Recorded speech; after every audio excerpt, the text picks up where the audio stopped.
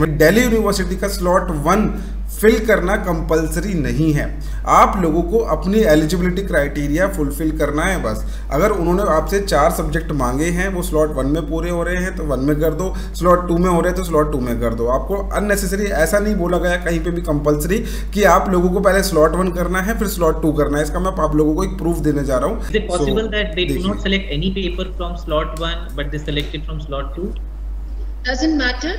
अगर आप देखिए, अगर आपने स्लॉट 2 से भी 5 लिए हैं और आपकी एलिजिबिलिटीज मीट कर रही हैं तो डोंट वरी अबाउट इट। नमस्कार दोस्तों, हमारे चैनल हेयर एजुकेशन में एक बार फिर आपका स्वागत है और मैं हूं आपका दोस्त राहुल। और आज की इस वीडियो के लिए लेके आया हूं बहुत ही important update from Delhi university. जैसा कि मैंने पहले भी आप लोगों की वीडियो बना के दी थी जिसमें मैंने बताया था कि भाई स्लॉट के बारे में जानना बहुत ज़्यादा ज़रूरी है। स्टूडेंट क्या कर रहे हैं कि सिर्फ सुन रहे हैं और इसको इम्प्लीमेंट कर रहे हैं। मैं समझ सकता हूँ ये CUET बहुत ज़्यादा नया है हमारे लिए और इसके पैटर्न को समझना और एप्लीकेशन फॉर्म में एक भी मिस्टेक ना हो, तो इसलिए हम सारे सेफ्टी प्रिकॉशंस लेके चलते हैं। लेकिन आधी अधूरी जानकारी से आपको नुकसान भी हो सकता है और शायद कहीं ना कहीं आप लोगों को यहाँ पे नुकसान हुआ है। आपके एप्लीकेशन फॉर्म का जो फी अमाउंट है, बहुत सारे स्टूडेंट्स ने अननेसेसरीली डबल पे कर दिया है कुछ लोगों को फॉलो करके और सुन के। तो गलती किसी की भी नहीं है, यहाँ पे गलती हमारे खुद की है कि हमें से पहले रीड करना चाहिए था प्रॉपर इंस्ट्रक्शन। मैंने पहले भी एक वीडियो बना के दिया था जिसमें मैंने बोला था कि दिल्ली यूनिवर्सिटी का स्लॉट 1 फिल करना कंपलसरी नहीं है। आप लोगों को अपनी एलिजिबिलिटी क्राइटेरिया फुलफिल करना है बस। अगर उन्होंने आपसे 4 सब्जेक्ट मांगे हैं, वो स्लॉट 1 में पूरे हो रहे हैं तो 1 में कर दो, स्लॉट 2 में हो रहे हैं तो स्लॉट 2 में कर दो। आपको अननेसेसरी ऐसा नहीं बोला गया कहीं पे भी कंपलसरी कि आप लोगों को पहले स्लॉट 1 करना है फिर स्लॉट 2 करना है। इसका मैं आप लोगों को एक प्रूफ देने जा रहा हूँ। Is it possible that they do not select any paper from slot 1 but they select it from slot 2? Doesn't matter। अगर आप देखिए, अगर आपने स्लॉट 2 से भी 5 लिए हैं और आपकी एलिजिबिलिटीज मीट कर रही हैं तो don't worry about it. Slot 2 में आपके लेकिन सिर्फ अप टू 5 कर सके, वहाँ आप जनरल टेस्ट नहीं दे पाएंगे, तो स्लॉट 1 और स्लॉट 2 दोनों ले लीजिए। इसी में एक प्रावधान और बताते हैं, जैसे साइंस के बच्चा है, हमने कहा है कि हम 3 सब्जेक्ट्स के स्कोर को वेटेज देंगे, फिजिक्स केमिस्ट्री मैथमेटिक्स या फिजिक्स केमिस्ट्री बायोलॉजी। लेकिन हमने ये भी अनिवार्य किया हुआ है कि CUET में आपको इंग्लिश में बैठना, किसी एक लैंग्वेज में बैठना अनिवार्य है और उसके अंदर कम से कम 30% का स्कोर लाना भी अनिवार्य है।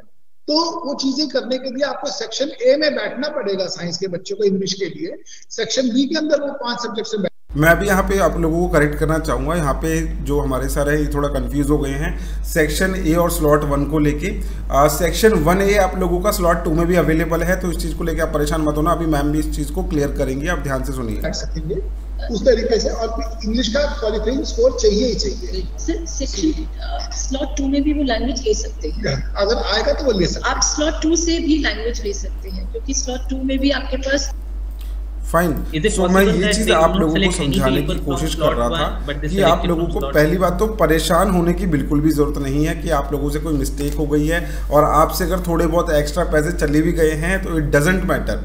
आप लोगों का एप्लीकेशन फॉर्म की जो मेन क्राइटेरिया है, जो रिक्वायरमेंट है, वो बस फुलफिल हो जाने चाहिए। एल्स कोई भी दिक्कत नहीं है। अगर भाई हमारे थोड़े एक्स्ट्रा पैसे लग भी गए हैं, नो इश्यूज़। लेकिन अब जो बच्चे एप्लीकेशन फॉर्म फिल करने जा रहे हैं, मैं उन लोगों के लिए थोड़े बहुत टिप्स मैं देना चाहता हूं कि भाई आप लोग बिल्कुल भी ना पैनिक मत करो। आप लोगों को एडिट करने का भी ऑप्शन बाद में मिलेगा, लेकिन हाँ, जो आप एक्स्ट्रा पे कर चुके हो स्लॉट 1 स्लॉट 2 के लिए, उसमें आपको रिफंड नहीं मिलेगा। होता क्या है कि आप लोगों ने जनरल टेस्ट के लिए भी अप्लाई कर, स्लॉट 1 में सिर्फ और सिर्फ जनरल टेस्ट का ऑप्शन है। ये फ़र्क है स्लॉट 1 और स्लॉट 2 के अंदर। मैं आपको दिखाता हूँ। अगर आप NTA की गाइडलाइंस को देखते हैं तो इनमें जो पॉइंट नंबर 37 है, इसमें भी ये चीज़ मेंशन करी गई थी।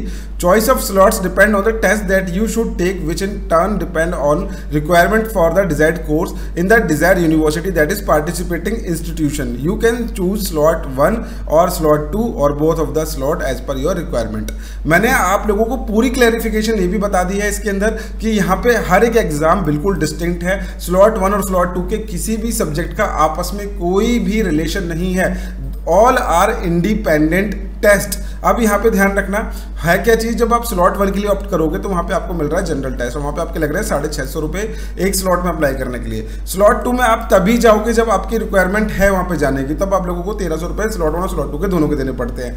लेकिन सिर्फ और सिर्फ अगर आपका रिक्वायरमेंट फुलफिल हो जा रहा है स्लॉट 2 से, तो आप क्यों ज़बरदस्ती अपना स्लॉट 2 के अंदर जाने की कोशिश करोगे। तो यहाँ पे मैं आप लोगों को थोड़ा सा एग्जाम्पल दे रहा हूँ। तो जल्दी से समझते हैं कैसे आपकी एलिजिबिलिटी क्राइटेरिया यहाँ पे फुलफिल होता है। CUET के एप्लीकेशन फॉर्म में सबसे पहले आप जाओगे यूजी एडमिशन पे क्लिक करोगे, एलिजिबिलिटी एंड सीट मैट्रिक्स पे आप लोगों ने क्लिक कर दिया। फाइन, इतना तो आपको बहुत आसानी से आ ही जाता है ना। अब यहाँ पे क्या दिया हुआ है कि लिस्ट ए दी है जिसके अंदर उन्होंने सेक्शन 1 और सेक्शन 1 भी दिया हुआ है, दूसरा दिया लिस्ट बी जिसके अंदर लिस्ट B1 और B2 दे दी गई। अब यहाँ पे एक स्टूडेंट है जिसको आर्ट्स का सब्जेक्ट के लिए अप्लाई करना है और आर्ट्स में वो करना चाह रहा है, कोई भी मैं रैंडम एग्जांपल ले रहा हूँ, BA ज्योग्राफी का।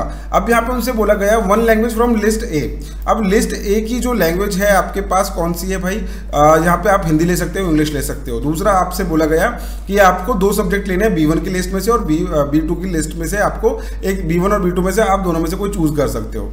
अब यहाँ पे देखो यूनिवर्सिटी ने साफ साफ बोला हुआ है कि आपको मेरे ये क्राइटेरिया जो है, this is the only eligibility criteria, slots में मत जाओ अभी, this is the only eligibility criteria. अब ये आपको फुलफिल करना है। अब ये कैसे फुलफिल करोगे, हम क्या करेंगे, CUET का एप्लीकेशन फॉर्म का मैं आप लोगों को एक दिल्ली यूनिवर्सिटी का डेमो दे रहा हूँ छोटा सा। यहाँ पे मैंने क्या करा है कि दिल्ली यूनिवर्सिटी का एक BMS कोर्स ले लिया, दूसरा मैंने ले लिया BSc फिजिक्स, और जिस केस के भी हम बात कर रहे थे उसको भी मैं यहाँ से ले लेता हूँ, BA इन ज्योग्राफी या फिर BA इन हिंदी, कोई सा भी जिसके अंदर 3 सब्जेक्ट्स का हमको ऑप्शन दिया जा रहा है, ठीक है। BA इन ज्योग्राफी में ले लेता हूँ, यहाँ से मैंने ऐड कर दिया। अब इन तीनों का केस मैं यहाँ पर डिस्कस कर लेता हूँ। यूनिवर्सिटी प्रोग्राम पे क्लिक करा, प्रोसीड टू नेक्स्ट पे क्लिक करा। जैसे ही आप प्रोसीड टू नेक्स्ट पे क्लिक करोगे यहाँ पे आपको मिलेगा स्लॉट 1 और स्लॉट 2 का ऑप्शन। अब स्लॉट 1 में क्या है, आपके पास मैक्सिमम ऑप्शन है 2 सब्जेक्ट चूज करने के, एक लैंग्वेज चूज करने का, और दूसरा आपके पास है यहाँ पे जनरल टेस्ट चूज करने का। लेकिन हमको क्या करना है, अगर हम बात कर रहे हैं सिर्फ और सिर्फ BA प्रोग्राम के लिए, तो आपसे क्या बोला गया, एक लैंग्वेज होनी चाहिए, वो आप यहाँ से भी चूज कर सकते हैं कोई भी। मैंने एक इंग्लिश लैंग्वेज ले ली, अपना मैं इसको नॉट एप्लीकेबल कर दिया, ठीक है। ऑप्शन आपको नहीं दिख रहे होंगे, मेरी विंडो पे नहीं दिखते हैं। यहाँ पे आपको क्या करना है, अब यहाँ से आपने जो क्लास 12 में सब्जेक्ट पढ़ा है वो चूज कर लो स्टार्टिंग के 2 B1 की लिस्ट में से। तो मैं कोई भी सब्जेक्ट ले रहा हूँ, आप अपनी मार्कशीट में देख लेना अच्छी तरीके से। ज्योग्राफी मैंने ले लिया, एक मैंने ले लिया हिस्ट्री, और एक B1 और B2 में से एक सब्जेक्ट मैंने उठा लिया अपना पॉलिटिकल साइंस। अब ये मेरा BA प्रोग्राम का जो मेरी एलिजिबिलिटी क्राइटेरिया है मेरा फुलफिल हो चुका है, मेरे को कोई भी जरूरत नहीं है जनरल टेस्ट देने की। लेकिन मैं ये नहीं बोलूँगा कि आप लोगों को जनरल टेस्ट नहीं देना, जनरल टेस्ट आप दो अगर आप चाहते हो देना। ऑफ कोर्स आपका जनरल टेस्ट से आपके जो ऑप्शंस हैं बहुत ज़्यादा बढ़ जाएंगे मल्टीपल कोर्स में अप्लाई करने के। लेकिन बहुत सारे स्टूडेंट्स ऐसे भी होते हैं जो नहीं जाना चाहते जनरल टेस्ट के लिए, then you can directly jump to slot 2, आपको कोई भी स्लॉट 1 की फिल करने की रिक्वायरमेंट नहीं है। अगेन जो स्टूडेंट अब यहाँ पे अप्लाई कर रहा है BMS प्रोग्राम के लिए, तो उसको क्या करना पड़ेगा, उसने एक इंग्लिश चूज करा। अब क्योंकि ये मैंने स्लॉट 2 में ले लिया था, अब मैं इसको दोबारा से रीलोड कर देता हूँ यहाँ से। अब मैं यहाँ पे क्या करूँगा, BMS का करके दिखाता हूँ। यहाँ से मैंने इंग्लिश लिया, एक सब्जेक्ट मेरा मैथमेटिक्स का मेरे को चूज करना है उसमें रिक्वायरमेंट के अंदर, और एक आपको जनरल टेस्ट देना है बस। अब मेरे को स्लॉट 2 में जाने की जरूरत ही नहीं है, ना ही मेरे को 1300 रुपये देने पड़ेंगे। अगेन कोई स्टूडेंट है इंग्लिश जो BSc कर रहा है, अब BSc वाले स्टूडेंट को स्लॉट 2 में मोस्ट सुटेबल उसका काम चल जाएगा। स्लॉट 1 में उसको अगर वो फिल करता है तो उसके यहाँ पे लग जाएंगे 1300 रुपये। अगर BSc कर रहा है तो उन्होंने क्या बोला, एक इंग्लिश का सब्जेक्ट आपको देना कंपलसरी है जिसमें आपको 30% लाने हैं। दूसरा उन्होंने क्या बोला कि आपको PCM का एग्जाम देना है। फिजिक्स आपने चूज कर लिया, यहाँ से आपने चूज कर लिया अपना केमिस्ट्री अगेन, और यहाँ पे आपने चूज कर लिया अपना मैथमेटिक्स। PCM आपने दे दिया, 30% आपका इंग्लिश में होना चाहिए।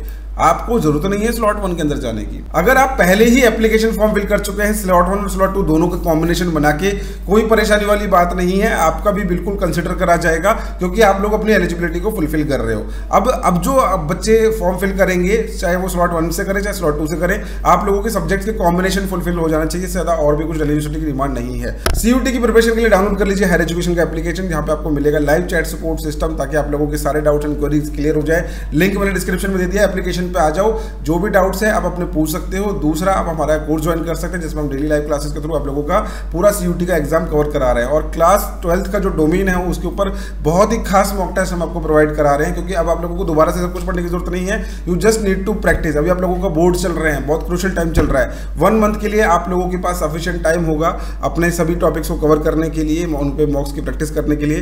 तो वो सारी स्ट्रैटेजी हम आप लोगों को बताएंगे। आई होप ये वीडियो आप लोगों को अच्छी लगी होगी। वीडियो अच्छी लगी तो लाइक जरूर करना। मिलते हैं नेक्स्ट वीडियो में इसी तरीके के एजुकेशन कंटेंट के साथ। Thank you so much.